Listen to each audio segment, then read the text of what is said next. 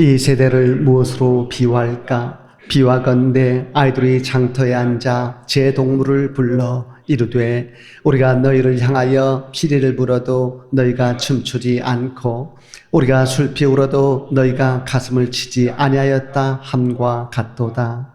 요한이 와서 먹지도 않고 마시도 아니하매 그들이 말하기를 귀신이 들렸다 하더니 인자는 와서 먹고 마시매 말하기를 먹기를 탐하고 포도주를 즐기는 사람이요 세리와 죄의 친구로다 하니 죄는 그 행한 일로 인하여 옳다함을 얻느니라. 아멘. 어느 날 한 교회에서 그랜드 피아노를 사게 되었습니다. 그때 일부 교인들이 피아노를 강단 왼쪽에 놓자고 했고 다른 일부 교인들은 강단 오른쪽에 놓자고 했습니다. 그 문제로 교인들 간에 감정이 상하게 되었고 그 감정의 골이 점차 깊어지면서 마침내 교회가 둘로 쪼개지게 되었습니다. 큰 마음을 가지지 못한 결과입니다. 사소한 일로 싸우고 남을 비판하면서 교회를 힘들게 하거나 하나님의 마음을 아프게 하는 모습 없기를 바랍니다. 하나님의 마음을 얻으려면 바리새인의 비판적인 삶을 벗어나 세리와의 삶을 거쳐서 예수님의 삶까지 성숙해져야 합니다. 오늘 우리가 읽은 본문을 보면 삶의 모델이 되는 세 종류의 사람이 나오는 것을 보게 됩니다. 첫 번째는 바리새인과 같은 사람입니다. 바리새인에게는 세 가지 삶의 특징이 있습니다. 첫째는 무감동입니다. 예수님은 본문 16절, 17절에서 장터에 있는 아이들이 즐거운 혼인놀이를 하며 피리를 불 때 아무도 춤추지 않고 반응도 없는 것을 예수님의 기쁨의 메시지에 아무런 반응이 없는 바리새인의 모습으로 비유하셨던 것을 보게 됩니다. 반대로 장터에 있는 아이들이 장례놀이를 하면서 애곡할 때 아무도 가슴을 치지 않고 아무런 반응이 없는 것을 세례요한의 회개의 메시지에 아무런 반응이 없는 바리새인의 모습으로 비유를 하셨습니다. 그처럼 바리새인은 감동할 줄 몰랐습니다. 세상에서 가장 무서운 병 중 하나가 무감동의 병입니다. 무감동은 교만의 산물이고 많은 불행의 원인이 됩니다. 무조건 화려한 말과 외형과 시류에 따라서 감동하면 안 되지만 사랑과 진리에는 힘써 반응하고 감동하십시오. 열정과 감동이 사라진 것은 영혼이 병든 증거입니다. 열정과 감동을 이 시간에 되찾으십시오. 다시 전도와 선교의 열정을 찾고 교회도 열정적으로 그리고 감동적으로 섬기십시오. 감동할 줄 알아야 남을 감동시킬 수 있고 하나님도 감동시킬 수 있습니다. 둘째로 바리새인의 삶의 특징은 비판주의입니다. 오늘 우리가 읽은 본문 18절, 19절을 보면 바리새인들은 세리와리 먹지도 않고 마시지도 않고 절제하는 삶을 사니까 귀신이 들렸다고 비판을 했고 반대로 세리요한과 달리 먹고 마시는 예수님에 대해서는 먹기를 탐하고 포도주를 즐기는 사람이고 세리와 죄인의 친구라고 비판을 했습니다. 그들은 이렇게도 비판했고 저렇게도 비판을 했습니다. 지혜롭고 조심스러운 비판은 필요하지만 성급하고 습관적인 비판주의는 필요하지 않습니다. 남을 쉽게 비판할 자격이 있거나 남을 쉽게 비판해도 될 정도로 완벽한 사람은 없습니다. 비판하면 하나님이 싫어하시지만 축복하면 하나님이 좋아하십니다. 그런 의미에서 정말로 불쌍한 사람은 비판받는 사람보다 오히려 비판하는 사람입니다. 같은 원리로 미움받는 사람보다 더 불쌍한 사람은 미워하는 사람입니다. 남을 미워하고 비판하기를 즐겨하는 좋아하는 사람이 겪는 불행의 열매를 생각한다면 차라리 미움받고 차라리 비판받는 삶이 더 복된 삶이 됩니다. 세 번째로 바리새인의 삶의 특징은 무관심입니다. 바리새인들은 이웃의 삶에 관심이 없었고 남과 함께 어울릴 줄 몰랐습니다. 남이 나를 왕따로 만들 때 넉넉히 그 상황을 믿음으로 받아들였어. 왕따가 된 상황을 인물이 되는 상황으로 승화시킨 것은 하나님의 특별한 은혜를 얻는 최상의 비법입니다. 다만 스스로 왕따가 되지 않도록 계속 참여하고 계속 얼굴을 들이밀어서 교회의 배회자가 되는 삶을 끝내십시오. 고독한 배회자의 삶은 결코 복된 삶이 아닙니다. 독주도 잘하면서 합주는 더욱 잘하려고 하십시오. 특히 힘들어하는 이웃에게 더 관심을 주고 교우를 친형제처럼 섬겨줄 수 있기를 바랍니다. 교회는 잘난 사람이 낮아지고 못난 사람은 높여져서 하나가 되는 곳입니다. 봉사에도 힘써 참여하십시오. 구경만 하면 왜 저렇게 하느냐고 비판할 것이 많이 생기지만 적극적으로 참여하면 어떻게 더 격려할까를 생각하게 됩니다. 봉사에 힘써 참여해야 공동체도 살아나고 나의 존재 의미도 커지게 됩니다. 하나님의 마음을 얻으려면 바리새인의 3대 특징인 비판주의와 무감동과 무관심을 힘써 멀리하십시오. 본문에 언급된 둘째 종류의 사람은 세례 요한과 같은 사람입니다. 세례 요한은 광야에서 메뚜기와 석청을 먹으면서 맛있는 음식과 술은 전혀 입에 대지 않았습니다. 사람들은 자신의 삶과 너무 대비되는 삶을 사는 세례 요한과 같은 삶에 대해서 거부감을 가지지만 성도답게 살기 때문에 미움을 받는다면 그 상황도 십자로 알고 기쁘게 받아들이십시오. 특히 세례 요한의 삶은 회개의 눈물을 상징합니다. 농작물을 풍성하게 하는 이슬비 같은 눈물이 있어야 옥토밭 심령이 되고 열매 맺는 삶을 살 수 있습니다. 좋은 눈물을 많이 흘리십시오. 눈물은 증오의 열기를 냉각시켜주는 영혼의 냉각수이고 인간관계의 상처를 완화시켜주는 정신의 윤활유이고 심령이 얼어붙지 않게 하는 마음의 부독액입니다. 회개의 눈물과 수고의 눈물과 감사의 눈물과 같은 좋은 눈물을 많이 흘리면 영혼이 건강해지고 몸과 마음과 정신도 건강해집니다. 여자가 오래 사는 것은 눈물이 많기 때문이라는 연구 결과도 있습니다. 회개의 눈물과 수고의 눈물과 감사의 눈물을 되찾으면 잃어버린 행복도 되찾을 수 있습니다. 본문에 언급된 셋째 종류의 사람은 예수님과 같은 사람입니다. 기독교는 회개의 종교입니다. 회개와 애통의 눈물을 많이 흘리고 세례요한처럼 경건하게 살기를 힘쓰십시오. 그러나 거기에서 그치지 마십시오. 성도가 추구해야 할 궁극적인 삶의 지향점은 예수님이지 세례요한이 아닙니다. 최고의 영성은 세례요한처럼 사는 영성이 아니라 예수님처럼 사는 영성입니다. 예수님은 세례요한처럼 경건하게 살기보다 잔치집에 계시듯이 넘치는 기쁨으로 즐겁게 보통 사람처럼 살면서 음식도 잘 드셨고 때로는 포도주도 드셨습니다. 언뜻 보면 세례요한처럼 살아야 영성이 높은 것 같지만 사실상 예수님처럼 평범한 삶 속에서 거룩함을 추구하는 삶이 오히려 영성이 높은 삶입니다. 예수님이 사람들 보기에 경건하지 않은 것 같은 모습을 보여주신 이유는 세례요한보다 영성이 없었기 때문이 아니라 보통 사람들과 공감하는 삶을 살라는 교훈을 주시기 위해서였습니다. 예수님처럼 낮은 자와 함께하고 이웃의 탄식에 귀를 기울일 줄 아는 모습 입기를 바랍니다. 오래전에 중학교 은사가 병든 소식을 듣고 의형제를 맺은 중학교 동창 7명 중 5명이 함께 병문안을 간 적이 있었습니다. 병문안 후에 돌아오면서 병원을 운영하는 한 친구가 저에게 말했습니다. 이 목사 필요한 것 없어? 혹시 차가 필요해?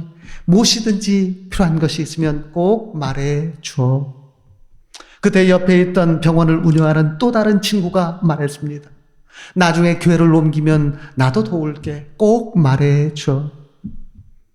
그날 친구의 소리에 귀를 기울이려는 친구의 말이 저를 매우 들뜨게 만들었습니다.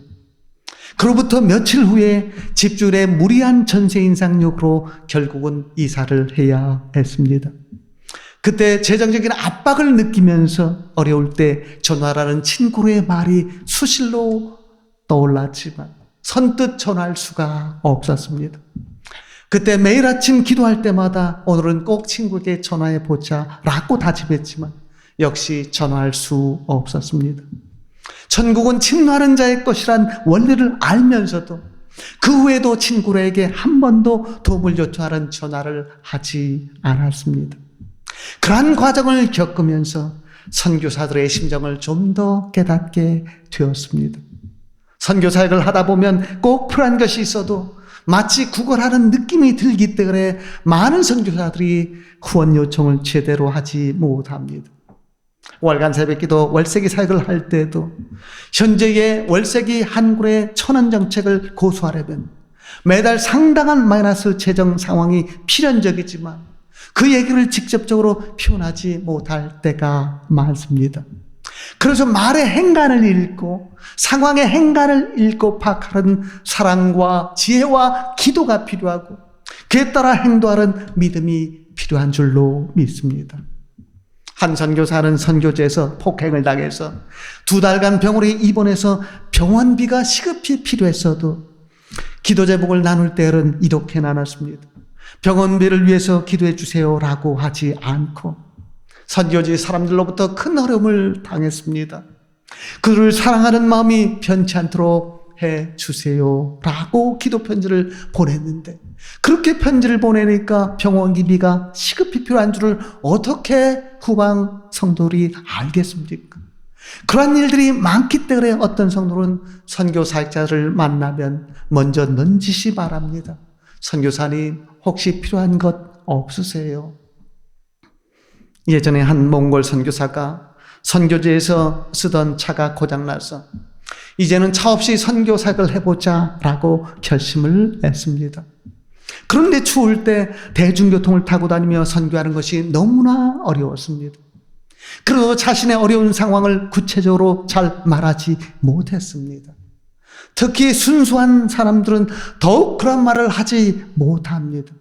그렇기 때문에 선교 사역자들이 기도 요청을 할 때는 문장 사이의 행간을 읽으면서 소리 없는 탄식 소리에 귀를 기울일 줄 알아야 합니다. 비판이나 가짜 뉴스와 같은 나쁜 소리만 듣기 좋아하는 귀는 저주받은 귀입니다. 세미나에서 성공한 사람의 소리만 듣는 귀도 복된 귀가 아닙니다. 가장 복된 귀는 이웃의 탄식 소리에 지혜롭게 열려있는 귀입니다. 그러한 탄식 소리에 반응하려고 나의 소유를 소리 없이 적극적으로 기쁘게 덜어낼 줄 아는 삶이 복된 삶입니다. 그처럼 내 몫에 태이고 내 영역과 관심과 시야에 들어온 힘들어하는 사람에게 기쁨과 즐거움을 주려고 힘쓰는 삶이 예수님의 삶이었고 진짜 경건한 삶입니다. 경건에 대한 오해가 없도록 하십시오. 언뜻 보면 결혼을 안 하는 것이 더 경건해 보이지만 사실상 결혼이 결코 나쁜 것이 아닙니다.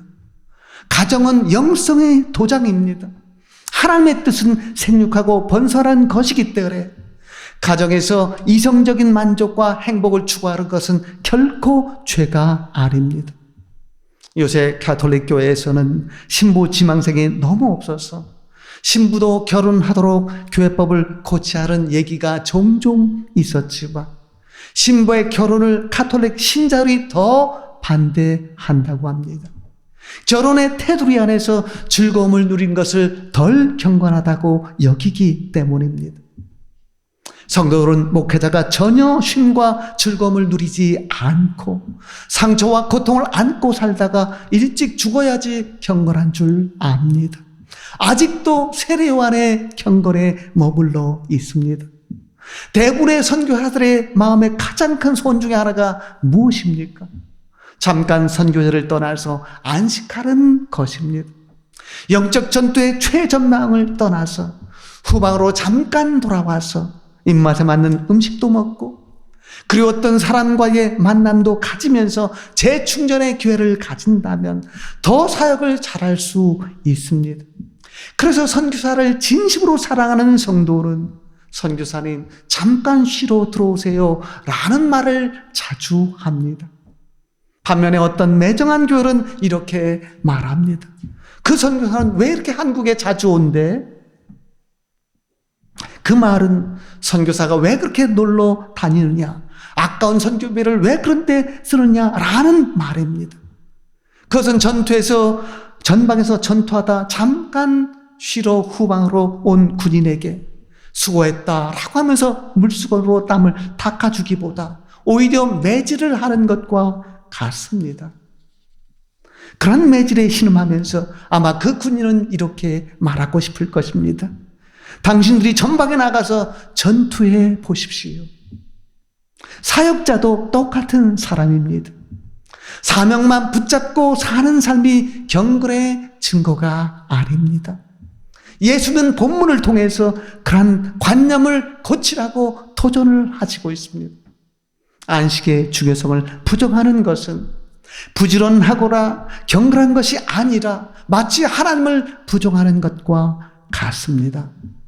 안식과 누림을 결코 정죄하지 마십시오. 주님 안에서 즐겁게 살고 웃을 줄도 알고 저급 유머는 삼가더라도 고급 유머는 할 줄 알면서 놀 줄도 아십시오. 대개 보면 놀 줄도 아는 사람이 일할 줄도 알고 참된 가마력과 행복도 얻습니다. 가정에서도 즐겁게 끊임없이 놀 줄 아는 부모가 자녀와의 소통도 잘 이룰 수 있습니다. 한 목사 자녀가 어렸을 때 너무 내성적이었습니다.